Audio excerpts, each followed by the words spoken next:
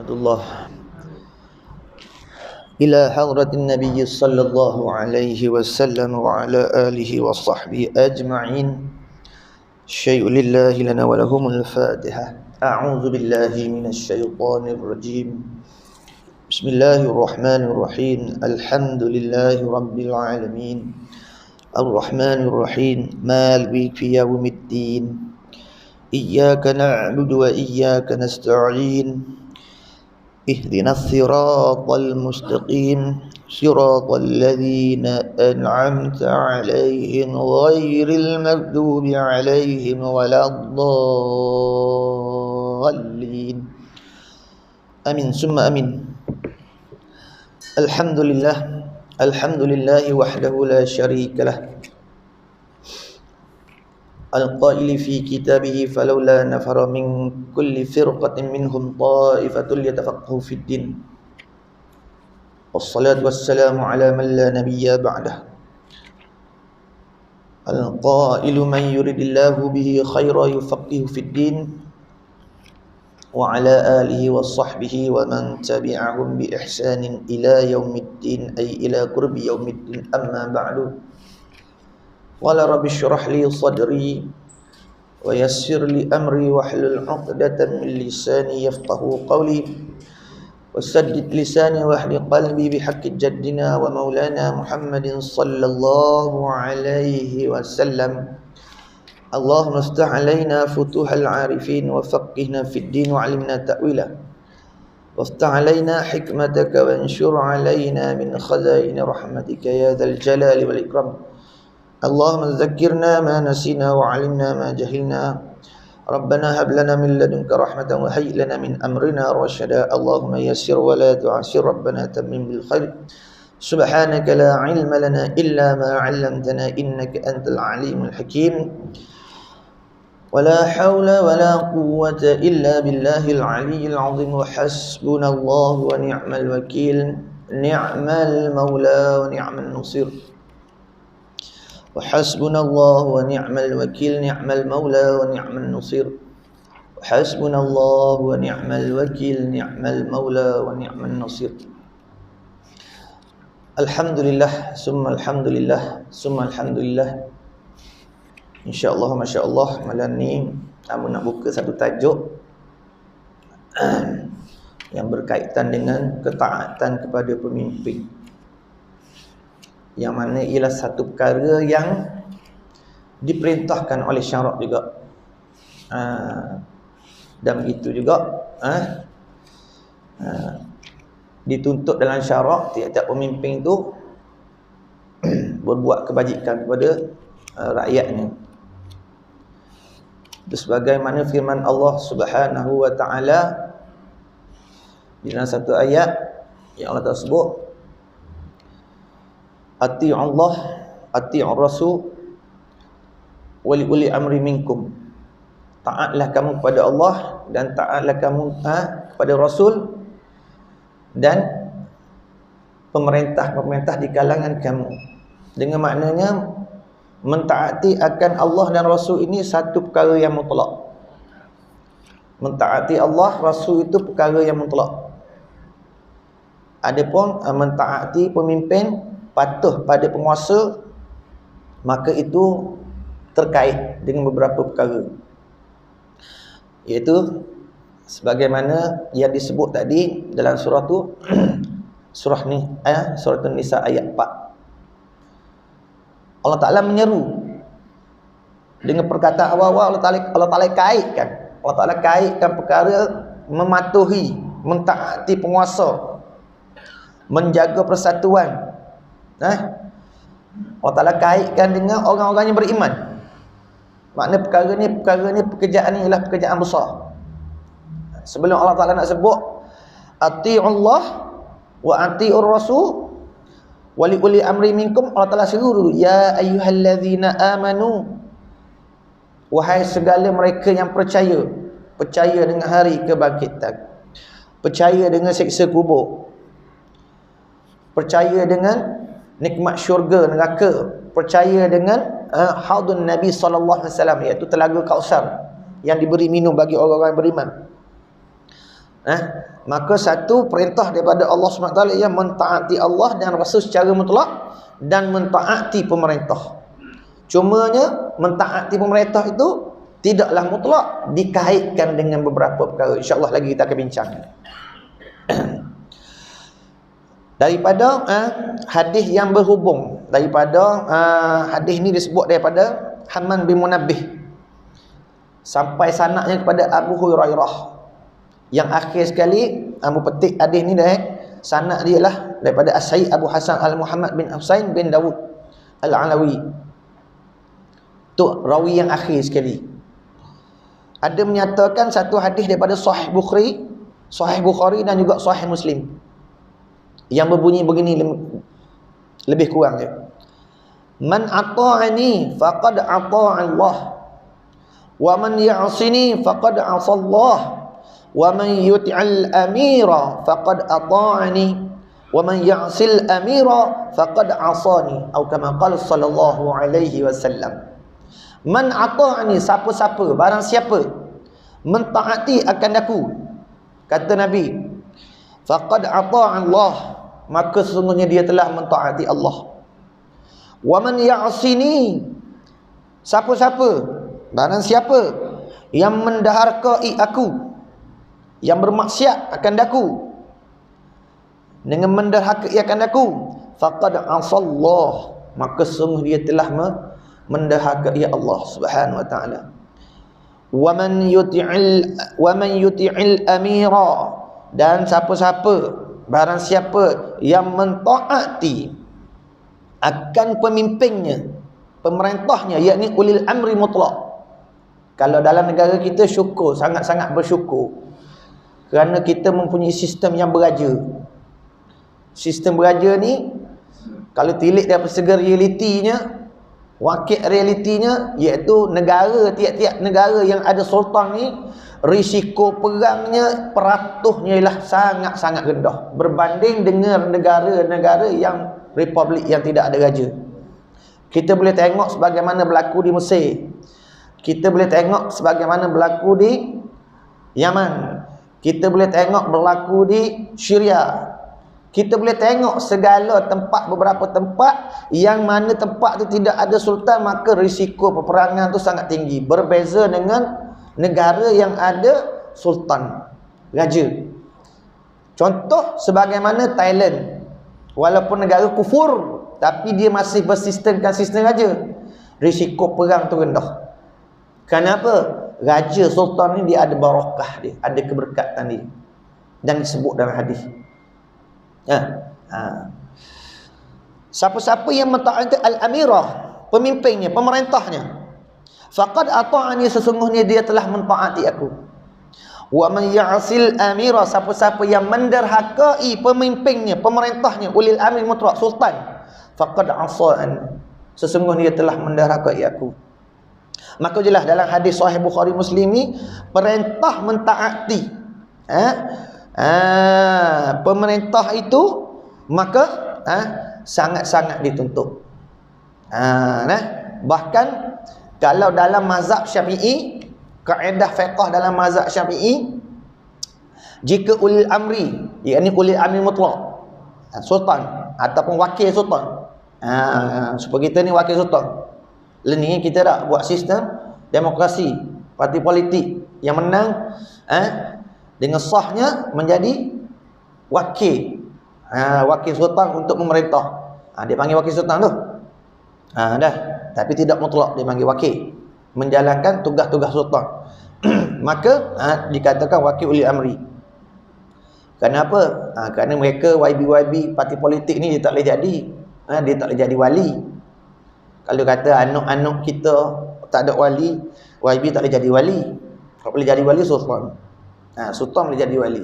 Tengok besarnya kuasa sultan ni dalam syarat dia ambil kira. Tiap-tiap anak tak ada wali nak menikah, naik wali sultan. Sultan tu boleh jadi wali. Besarnya sultan tu diiktibar pada syarat. Depa YB tak boleh.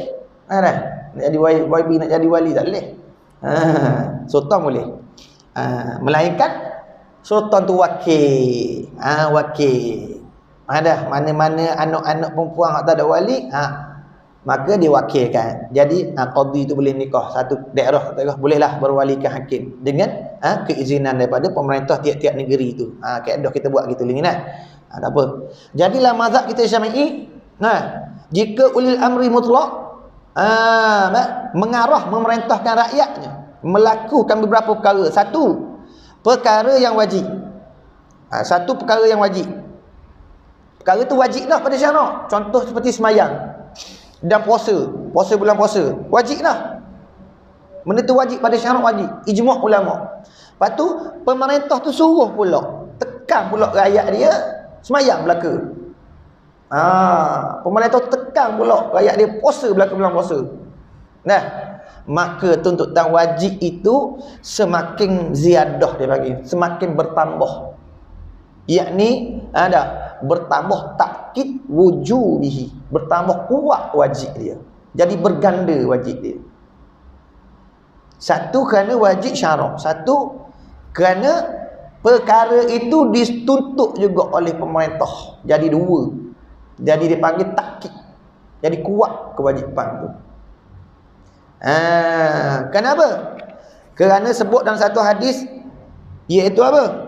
Hadis yang disebut dalam Sahih Bukhari dan Sahih Muslim juga.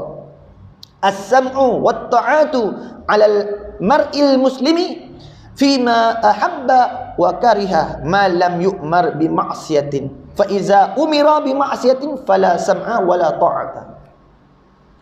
Bermula dengar itu dan taat itu 'alal mar'il muslimin, di atas seorang muslim. Seorang muslim dengar taat fima pada barang ahabba, pada barang yang disukai, wa kariha, dan barang dia benci, perkara dia benci. Sama ada perkara tu dia dengar, dia kena taat, dia dengar benda tu dia benci, satu benda dia suka. Malam selama mana tiada yu'mar, diperintahkan, bimaksiatin, dengan berbuat maksiat. Selagi mana pemerintah itu tak suruh buat maksiat, dia suruh semayang, dia tekan rakyat dia kena jaga semayang belaka, dia tekan rakyat dia suruh puasa bulan puasa belaka, maka tu tak maksiat. Dan syarak pun suruh, buang molek syarak pun suruh, pemerintah satu negara pun suruh, maka kewajipan dia panggil takkid wujubihi, semakin kuat kewajipannya dah. Fa iza umira bi maksiatin, maka apabila disuruhkan dengan perkara yang maksiat, fala sam'a, tak ada jenis dengar, wala ta'ata, tak ada jenis ketaatan, tak boleh dengar, tak boleh taat kalau benda maksiat. Tu dia panggil qaid. Taat kepada pemerintah ni dia ada qaid dia. Baik. Contoh. Satu perkara wajib. Dan jikalah terkait perkara yang sunat pula, kasaumi, wassalatil istiqra'i, seperti puasa sunat dan semayang sunat, minta hujan. Negara kita ditimpa oleh hujan, kemarau lama, banyak binatang mati, banyak tumbuhan mati. Maka pemimpin kata, pemerintah kata, esok tubik belaka, pakak tubik belaka, buat semayang istiqra', semayang minta hujan, pakak puasa belaka. Asal puasa tu sunat, puasa tu sunat, tapi bila disuruh oleh pemerintah, maka berubah hukumnya menjadi wajib. Dia panggil wajib aridi, ataupun wajib bisa babi ghairi, wajib dengan sebab lain. Sebab apa? Sebab pemerintah yang ada itu suruh buat. Walaupun perkara bersedekah sekalipun, maka ia menjadi wajib dengan sebab perintah. Perintah itu perintah mana? Perintah suruh puasa itu, perintah suruh tubik semayang istiqra' itu bukan perkara maksiat.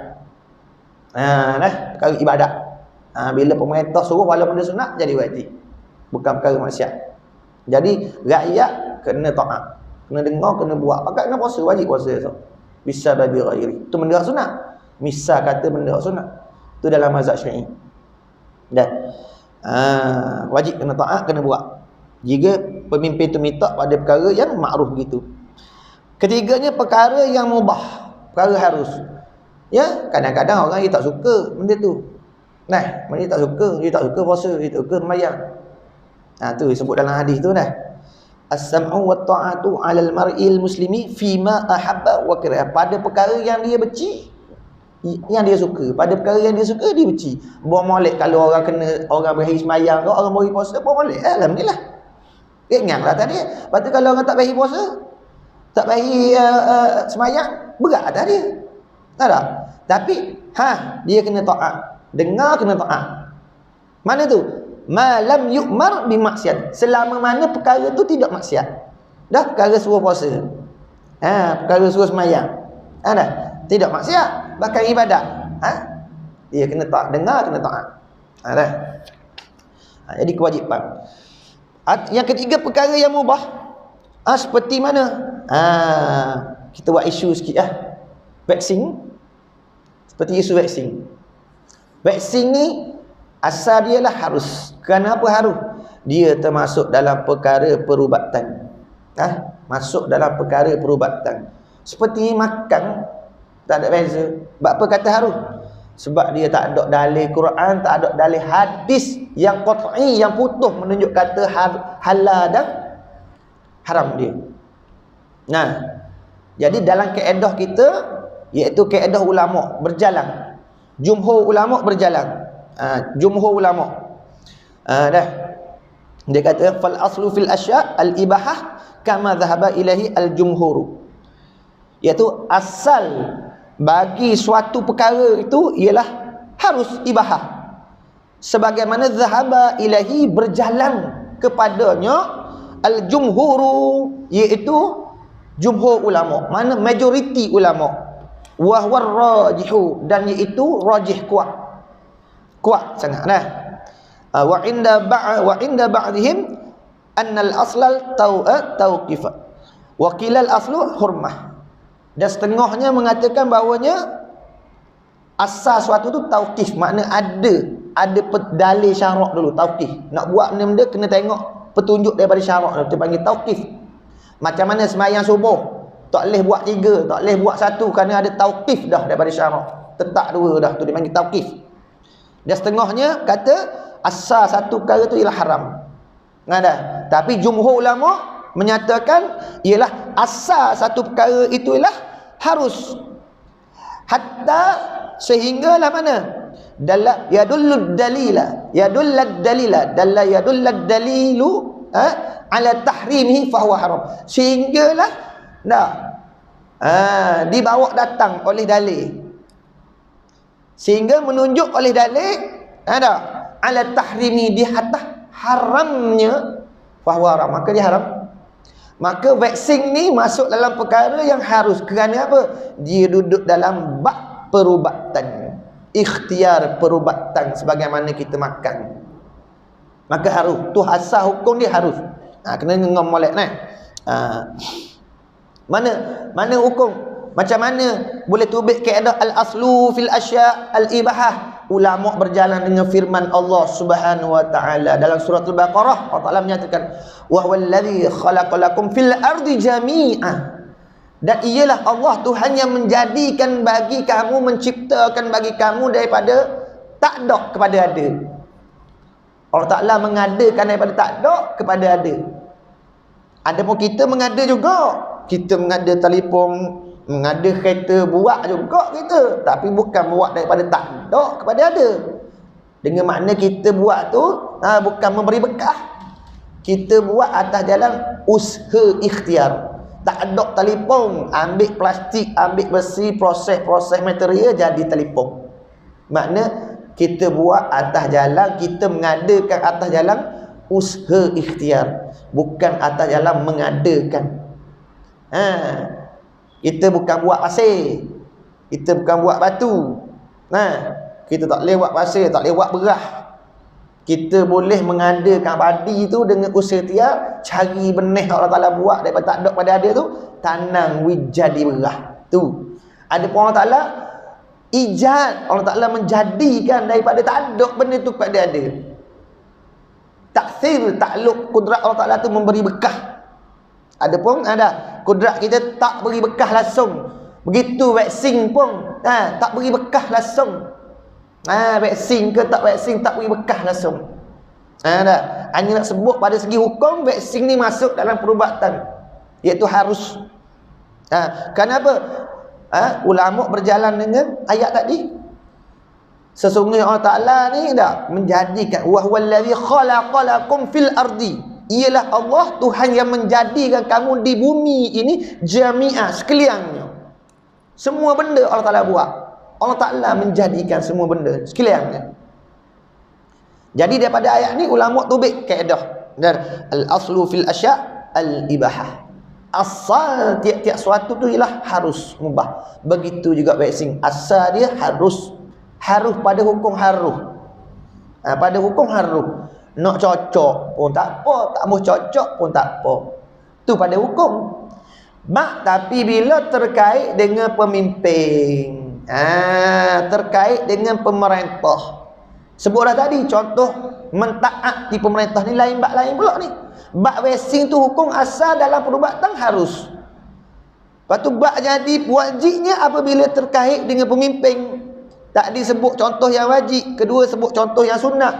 Ni hak harus pula. Contoh dia vaksin. Perkara yang mubah seperti vaksin lah. Maka dikaitkan dengan maslahatul ammah, mana umum, kebajikan bagi rakyat. Kebajikan bagi rakyat dan umum, kebajikan rakyat. Maka wajiblah taat pada zahirnya dan batin. Wajib taat pada zahir, pada batin. Bila pemimpin pemerintah kata wajib rakyat kena vaksin, dah kenalah wajib taat. Kenapa? Mentaati pemerintah itu pada perkara yang bukan maksiat. Itu wajib. Tamu-tamu dalam maslahatul ammah. Kenapa? Kerana pemimpin ini dia wajib jaga rakyat dia mengikut berdiri berdasarkan kaedah tasarruf imam ala rakyah manutum bin maslahatil ammah. Wajib satu-satu tompok pemerintah ni apabila dia memimpin pemerintah, jaga hak ehwal kebajikan rakyat dia mestilah berbuat, melaksanakan, mentadbir, mengurus, menjalankan amanah tu ada manutum berdasarkan bimaslahatil ammah, berdasarkan dengan kepentingan kebajikan umum rakyat jelata dia. Ada. Maka dalam perkara vaksin ni ada, pemerintah nak buat, nak jaga kemaslahatan ammah mengikut pakar dia, ahli dia. Ulama tak boleh buat terbit hukum juga. Satu-satu perkara yang terkait dengan penyakit itu ulama tak boleh buat hukum. Ulama bila buat terbit hukum harus ke haram ke apabila terkait dengan ahlul khibrah dia. Adapun masalah yang ada dalil dalam Quran, hadis, ulama tak boleh buat terbit hukum. Jangan kata vaksin. Kalau terkait perkara yang tatu, hak ada di badan seorang, orang panggil tatu tu, pun ulama tak boleh nak buat terbit hukum. Wajib ke kena buang? Seorang yang mu'alaf, dia masuk Islam umpama, dulu masa dia duduk dalam kufur dia duduk cuk badan dia, cok badan dia penuh satu badan, gambar kuda, gambar naga, gambar rimah. Bila dia masuk Islam, berasa insah, hati suci, bersih, tak nanti orang kufur. Anak-anak Melayu kita ramai cok sana cok sini. Hak dulu hak soho dulu, mari sini gan dulu, hak muka sebelah mana abelong padai orang Singapura. Tengok sebelah muka, ingat sebelah muka cok. Lain hidup dakwah Malay orang panggil gangster Singapura, cok muka. Tu muka tu. Perbuatan tu haram. Perbuatan tu haram. Yang orang buat tu pun haram. Tapi tu haram, dia panggil haram taklif perbuatan tu. Maka bila dia bertobat dah, biar. Tak ada. Tapi benda tu ada lagi. Benda tu ada lagi, benda tu. Lepas tu nak wijatuh hukum dia, wajib ke dia kena buang? Harus ke dia kena buang atau sunat dia buang? Nak letak hukum haji dia buang, haram dia buang, harus dia buang, Ulama tak lewat tubik hukum, kena pergi tanya dia nak buang ke siapa. Kalau dia nak buang sendiri, dia nak buang tentu dia berkait dengan ahli dia, doktor. Nampak tak? Dia kena pergi tanya ahli dia, doktor pakar ke. Ni kalau buang ni rosok muka ni, jadi cacat muka ni, jadi air dia ni, maka tubik hukum daripada memudarat kau, jadi tubik hukum haram buang kerana mudarat. Ni kalau buang satu badan ni bukan air ni, mati dia 50-50, hidup mati. Tubik hukum haram juga buang.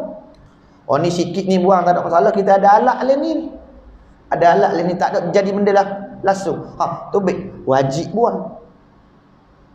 Nampak? Ni kalau buang ni tak ada benda, mudarat pun tak, sihat pun tak, biasa-biasa, harus buang. Nampak? Begitu dalam perkara vaksin ni. Pada ghalibnya vaksin ni dia masuk dalam perubatan dan harus pada adatnya dia tu mencegah. Mencegah dalam seperti ubat-ubat lain juga. Baik Panadol ke apa semua, daripada segi perubatan harus. Cumanya terkait dengan pemimpin pemerintah itu wajib dia menjalankan amanah rakyat berdasarkan kaedah tadi. Tasarruful imam 'ala ar-ra'yah manutum bi maslahati ammah. Menguruh, mentadbir, menjalankan amanah seorang pemimpin, imam itu, pemerintah itu, 'ala ar-ra'yah, di atas rakyatnya, pada rakyat jelatanya, manutum bi maslahati ammah, terkait berdasarkan dengan kemaslahatan ammah. Inilah salah suatu keistimewaan mazhab Syafi'i, selain menegahkan dasar-dasar sumber-sumber yang sahih. Maka mazhab Syafi'i ini juga menekankan perkara-perkara yang bersumber hukum ini dengan kaedah-kaedah yang tertentu. Ada kaedah-kaedah tertentu, dia panggil kaedah usul fiqh ataupun qawaid fiqh. Begitu cerita dia. Baik. Kemudian disebut lagi dalam satu hadis, iaitu hadis yang berbunyi begini lebih kurangnya. Sayakunu alaikum a'immatun ta'rifuna minhum wa tunkiruna wa tukiruna. Sayakunu alaikum. Sayakunu alaikum. Selagi tak lama dah. Nabi SAW ibaratkan dengan sin. Sayakunu, bukan saufa yakunu. Saufa ta'lamun summa kalla saufa ta'lamun. Kadang-kadang aku ada saya'lamun summa kalla saya'lamun. Asal dia ya'lamun wa aisin. Kalau saufa tu lambat lagi, kat kiamat baru berlaku saufa. Tapi bila sebut pakai sin, mana tak lama dah berlaku. Sayakunu alaikum a'immatun. A'immatun jamak daripada al-imam. Jamak dia a'immah. Selagi akan berlaku, terjadi, menimpa alaikum, di atas kamu, a'immatun, beberapa pemimpin pemerintah, ta'rifuna minhum, kamu melihat daripada mereka itu kebaikan, wa tunkiruna ay minhum, dan kamu tengok juga daripada mereka itu kejahatan. Berlakulah ni. Kita tengok setengah pemimpin tu kebaikan, ada kebaikan dia, dan kita tengok setengah pemimpin tu ada kejahatan dia. Nampak? Ni kalau cakap ni kait politik lah dulu. Ada? Lihat. Politik ni tidak ada nilai dia kalau tak ada maqasid dia. Mendirikan siasah ni dia berlaku dengan wakil. Siasah ni bila maqasid dia amar ma'ruf nahi munkar. Ada maksud amar ma'ruf nahi munkar. Kita wajib menjalankan siasah ni bila siasah tu bermaksud amar ma'ruf nahi munkar. Tu maqasid syariah ni, amar ma'ruf nahi munkar tu maqasid pertamanya. Lepas tu wasail dia apa? Wasail hizib parti. Parti tu wasail dia panggil. Jangan tukar, jangan pergi letak wasail tu parti tu atas, maqasid amar ma'ruf ni bawah. Jangan. Kena betul susunan tu. Maqasid syaraknya apa? Amar ma'ruf nahi munkar. Makna setiap pemimpin yang memerintah tu dia wajib menjalankan amar ma'ruf nahi munkar. Hak tu maqasid syaraknya, hak diperintahkan oleh syarak. Kemudian dia tak dapat nak menjalankan pemerintah melainkan dengan wasail, dengan tambatan dipanggil. Wasail dia, perantara dia apa? Parti politik. Sebab apa? Sebab tiap-tiap negara yang menjalankan politik demokrasi, dia perlu ada parti. Dia kena berjalan dengan parti. Jadi parti itu sebagai wasail, bukan maqasid. Dia panggil apa?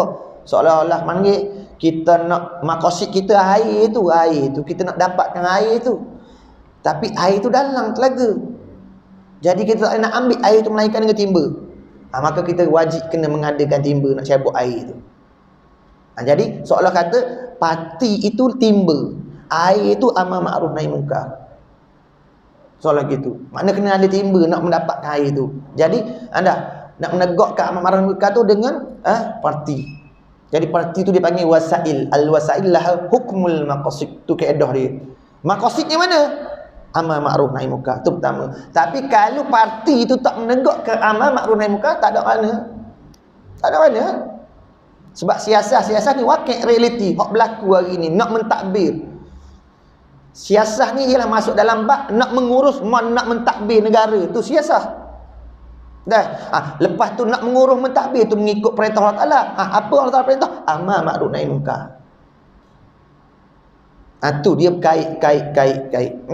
Sebab tu dalam mazhab Ahlus Sunnah wal Jamaah, pemerintahan mengangkat pemerintah tu tak termasuk dalam akidah. Hanya masuk dalam perkara forok agama, cabangan agama. Dengan makna tak masuk dalam rukun iman. Tak sebagaimana Syiah wajib mengangkat pemimpin pemerintah, masuk dalam rukun iman. Mana orang tak mengangkat pemimpin masuk dalam kufur. Kita Ahlus Sunnah tak kufur. Kenapa perkara tu bukan masuk dalam bab akidah, rukun iman. Rukun iman tak ada. Rukun iman hak 6 tu. Kalau tambah selagi wajib mengangkat pemimpin, nescaya ditujuh. Jadi Syiah Rafidiyah. Tapi walaupun bukan dalam akidah, jika berdiri, selama mana berdiri maqasid tu ada amar ma'ruf nahi munkar, maka masuk dalam agama lah. Perlu ada wasail dia. Jadi dalam hadis Nabi sebut, saya kunu alaikum a'immah ta'rifuna minhum, kamu nampak kebaikan daripada mereka, wa tunkiruna ay minhum, dan kamu tengok kejahatan daripada mereka. Nampak? Ada berlaku ni. Sebab tu ni tau. Kalau bab politik ni jangan taksub sangat. Duduk tengah-tengah. Bab racing punya benda apa perkara pun. Sebab tu Nabi sebut khairu umri awsatuha, sebaik-baik urusan yang pertengahan. Kita tak taksub sangat. Kita tak lemah nak duduk pertengahan. Ni dia tak boleh tengok dah. Tak boleh tengok pada parti-parti gini. Dia kena tengok individu. Individu ni bagus. Dia amanah apa? Akak dia jadi pemimpin. Sebab dalam hadis sebut aku ni. Saya kunu alaikum a'immah ta'rifuna minhum patunkiruna ay minhum. Akan berlaku benda tu. Tiap-tiap naik pemerintah ni, mereka akan tengok kebaikan daripada dia dan keburukan. Mana tak boleh elok dah benda ni. Itu realiti. Kita kena terima dengan berlapan ada dah. Faman angkara, siapa-siapa yang ingkarkan. Qala Musaddadun fi hadisihi, qala Al-Hasan wa qala Sulaiman qala Hisham. Ingkar mana ingkar tu? Ai bilisanihi, dengan perkataannya. Siapa-siapa ingkar dengan perkataannya, faqad bari'a, sungguh dia telah berlepas diri. Dia terlepas. Mana selamat dari esok Tuhan tak tutup. Kalau tengok pemimpin buat muka, dia tegur lalu dah. Tegur lalu dah. Dalih ni muka ni. Yang mana? Muka ni tak leh ni. Maka dia terlepas. Wa man kariha biqalbi, siapa-siapa benci dengan hatinya, benci tengok pemimpin ni buat kemungkaran. Dia ada dah. Satu masa ni ada pemimpin buat jahat. Ada buat baik. Jadi bila tahan dia buat jahat tu, pemimpin tu, siapa-siapa yang ingkarkan dengan perkataan dia, tegur pemimpin hak buat tak betul tu, maka dia terlepas. Dia terlepas diri. Mana apa esok? Dia dah berjalankan amar ma'ruf nahi munkar. Lepas tu ada daripada kita hak tak berani nak tegur. Kat senyak teruk je ada juga. Lepas tu mana? Tu. Wa man kariha biqalbi, siapa-siapa benci dengan hatinya, faqad aslima, sesungguhnya selamat dia. Selamat. Jangan redha. Jangan redha. Kalau kejahatan pun buat, jangan redha. Paling kurang kita benci dengan hati. Tu lemah iman. Tak.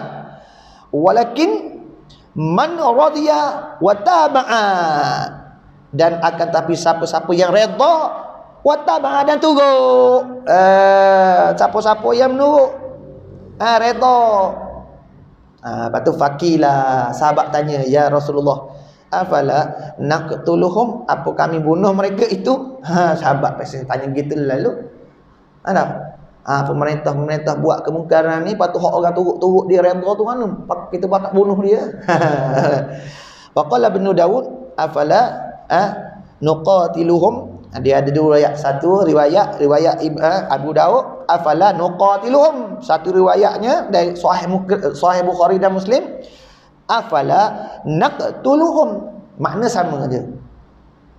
Maksudnya apakah kami membunuh? Makna kami menjatuhkan kerajaan tu dengan kekerasan, sebagaimana berlaku di Mesir tu, jatuh dengan kekerasan, buat pemberontakan, buat demonstrasi. Dia sebelum kita nak bunuh dia, ada komplot dulu, komplot nak jatuhkan secara demonstrasi ke, kekerasan dan sebagainya dah. Bawa paling berat apa? Tumpah darah, bunuh. Tapi sebelum tumpah darah tu mesti ada komplot dulu. Makna bolehkah kami memerangi pemimpin hak gini, hak buat jahat ni, dan orang-orang yang menurut dia ni, boleh ke? Tu maksud kata bunuh tu. Pemimpin hak zalim ni, hak buat kemungkaran ni, hak kami tengok satu masa ni, kena dalam zaman kita ni, pemikir buat gitu-gitu, boleh tak kita perang kan, jatuhkan dia secara kekerasan? Maksud kata membunuh tu mana menjatuhkan dia secara kekerasan, menumpah darah. Dua dah tu, dua benda mudarat. Kita jatuhkan pemimpin dengan secara kekerasan tu, bertumpah darah tu mudarat juga. Mudarat juga. Lepas tu pemimpin yang zalim kita duduk bawah pemimpin yang zalim tu, yang mungkar tu, mudarat juga. Bertemu dua mudarat. Antara dua mudarat ni mana lebih berat? Kena tengok. Kita jatuhkan pemimpin dengan bertumpah darah tu lebih mudarat. Kenapa? Nyawa orang Islam ni tak ada nilai. Sehingga Nabi kata, sebut dalam hadis, nyawa orang Islam ni kalau nak banding dengan Kaabah, Baitullah tu, mulia dah, tapi mulia lagi nyawa orang Islam apa? Kaabah kalau runtuh boleh bina lain, tapi nyawa Islam kalau pak mati seorang tak boleh dah nak bina balik. Mulianya. Sebab tu bila berlaku satu pemerintahan yang zalim, kita nak jatuhkan dengan kerasan, menumpah darah, itu sangat mudarat yang besar. Walaupun pemimpin itu zalim, mudarat juga. Tapi syarak ni dia tengok, syarak ni dia adil. Bila bertemu dua mudarat, tengok mana lebih mudarat besar, maka kena tinggal hak kecil, kena korban salah satu. Iaitu lock gilah dia, sami-sami tegur nasihat gitu. Maka Nabi sebut qala, sabda Nabi, lah jangan. Nabi kata tidak dibunuh, tidak diperangi mereka itu, ditumpahkan darah sebagainya. Ma sallau, selama mana mereka itu sallau, bersembahyang. Maknanya kalau pemimpin kita ni duduk semayang lagi apa, pergi buat maksiat tu. Kita tak boleh jatuhkan dia dengan kekerasan sehingga menumpah darah, apa lagi dah. Sebab itulah pemimpin ini apabila dia memerintah, jangan sekali-kali buat zalim ke rakyat. Tamu-tamu dalam isu vaksin ni, walaupun kata pada segi perubatan asal dia haru, bila kerajaan buat tubik, kata wajib belaka, maka benda hukum tu jadi wajib dah. Kerana mentaati pada pemerintah tidak maksiat. Sebab vaksin ni bukan maksiat, bukan duduk dalam perkara maksiat, perkara harus. Hak mati 2-3 kerak tu panggil nadir. Makan gula banyak pun mati. Dia tiap-tiap benda, satu benda dia ada mudarat dia sikit sebanyak. Ada kata vaksin ni asal hukum ni berubah. Bukan tujuan dia buat untuk racun bunuh rakyat dok. Asal tujuan pemerintah buat tu, ikhtiar tu untuk maslahatul amah, tu asal hukum dia. Jangan kira hak orang panggil konspirasi tu, hak kita tak tahu. Hak tu tak boleh buat hujah benda tu. Tak jelas, tak nyata. Paling kuat pun vaksin ni hukum dia syubhat. Jatuh haram tak sama sekali. Syubhat. Pas syubhat dalam mazhab kita Syafi'i halal lagi. Kalau benda syubhat kita nak tinggal atas jalan warak. Warak tu bukan hukum. Kita tak boleh nak hukum agama. Warak tu sifat hati. Apa benda warak ni? Tarkus syubhah. Meninggalkan perkara yang tidak ketentuan hukum tu. Kerana apa? Kerana kuat iman kita nak tinggal benda ni tahu hukum kita tinggal. Tu hukum warak kita boleh buat amal diri kita sendiri. Tapi bila berkait dengan pemerintah, kita kena taat selagi mana pemerintah tu tak suruh pada maksiat. Maka vaksin ni jelas. Nah, duduk dalam perubatan maka hukum dia tidak ada kemaksiatan, wajib kita kena taat selagi mana perkara tu tak memudaratkan dan sebagainya. Walik tak memudaratkan lah. Kes terpencil mati tu orang panggil kata hak tu tak nak ambil iktibar. Lain lah kalau cocok belaka, tiap-tiap orang cocok sekali bak mati. Cocok belaka kat sini. Cocok belaka jawabnya. Lepas tu antara hidup dengan mati mana ramai? Hidup iyalah tu kena ambil hukum hak zahir lah. Makna perubatan lah tu. Cuma dalam masalah isu vaksin ni, bila kerajaan dah buat gitu, jangan menzalimi rakyat. Dengan makna orang hak tak vaksin tu kita pergi pulaukan dia, kita pergi susahkan dia, pergi samang dia 10,000, 5,000 sebagai tu. Carilah satu pendekatan yang molek. Cikgu-cikgu pun cikgu-cikgu cerdik, tak semesti dia tak faham. Yahudi Nasara tu sesat cerdik ahli kitab. Orang tak sebut Yahudi Nasara tu orang cerdik pandai lah ke orang putih tu cerdik pandai, doktor-doktor tu tak boleh hidayah. Dia hidayah cerdik lain, nampak tak? Faham lain. Hak tu suku-suku, walaupun dia cerdik tapi dia tak ada kefahaman, dia bukakan kefahaman tentang ni, maka dia akan ingkar. An-nas aduwwum bima juhila. Manusia ni dia akan ingkar, dia akan jadi seteru dengan benda hak dia jahil, dia tak faham. Jadi tugas kerajaan kaunseling banyak. Panggil cikgu ni, kaunselor 2-3 kali dulu, bagi kaunseling, bagi dia faham dulu. Ad-dinul fahmu, agama ni faham, bagi dia faham. Dia faham tak apa lah. Jangan terus pergi pula dia letak sana asingkan, tu tak betul, tak tepat. Arti panggil zalim. Kena ingat doa Nabi sallallahu alaihi wasallam kepada pemimpin hak zalim. Allahumma man waliya min amri ummati. Wahai Allah, siapa-siapa yang diberi menjalankan, mentadbir, mengurus urusan umat aku, syai'an suatu, fasyaqqa alaihim, maka ia menyusahkan atas mereka itu, fashfuq alaihim man, maka mususahkan, mutimpakan kesusahan dia.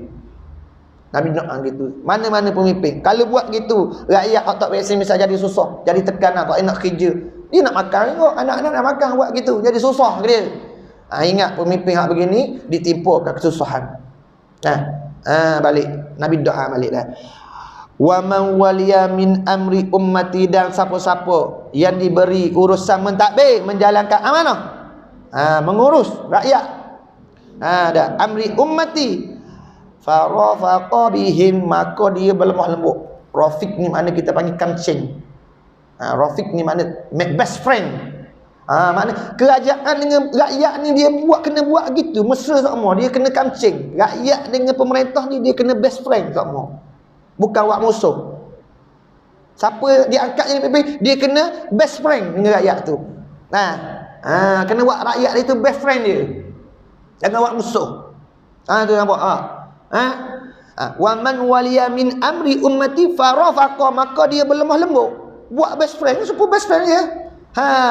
Farafaqa bihim, dia buat best friend dengan mereka itu, rakyat dia tu. Farfuq bihim man, maka lemah lembut, buat baiklah ke dia. Rawahul Muslim, diriwayatkan ini hadis oleh Imam Muslim. Baik, sedikit muzakarah kita malam ni dah. Apa yang baik daripada Allah Subhanahu wa taala, apa yang kurang tu, jahil salah tu daripada kelemahan dan kebodohan kamu dalam memahami nas-nas dan dalil-dalil yang dibawa datang tadi. Wallahu subhanahu wa ta'ala alam ayyamun. Aqulu qawli hadza wa astaghfirullah li wa lakum wa lisa'il muslimin wal muslimat wal mu'minin wal mu'minat fastaghfiruhu innahu huwal ghafurur rahim. Subhanallah wa bihamdihi, asyhadu